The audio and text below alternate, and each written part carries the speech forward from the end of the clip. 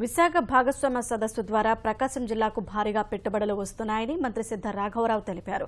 దొనకొండలో విమానాలు, హెలికాప్టర్ల వాటి విడిభాగాలు తయారు చేసే టైటాన్ ఏరోస్పేస్ ప్రైవేట్ లిమిటెడ్ కంపెనీతో ప్రభుత్వానికి ఒప్పందం కుదిరిందని వెల్లడించారు. దొనకొండలోనే 1500 కోట్లతో 2000 మందికి ఉపాధి కల్పించేలా ఆటోమొబైల్ కంపెనీలు రాబోతున్నాయని చెప్పారు. త్రిపురాంతకంలో మార్చిలో 500 ఎకరాల్లో ఫుడ్ పార్కు నిర్మాణానికి శంకుస్థాపన చేస్తామని ప్రకటించారు.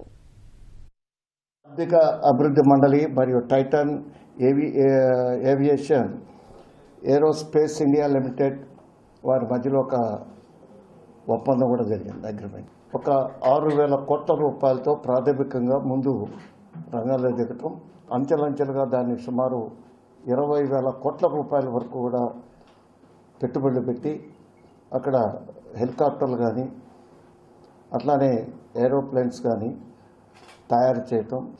త్వరలో దీనికి సంబంధించి ఫిబ్రవరి లేక మార్చిలో వీరు ఒక ఫౌండేషన్ అయిపోతున్నారు. అక్కడే ట్రైనింగ్ సెంటర్ సంవత్సరానికి సుమారు ఒక 2,000 మందికి ప్రతి సంవత్సరం కూడా పైలట్ ట్రైనింగ్ ఇవ్వాలని ఒక జయంతో ఆ కంపెనీ ముందుకు వస్తుంది.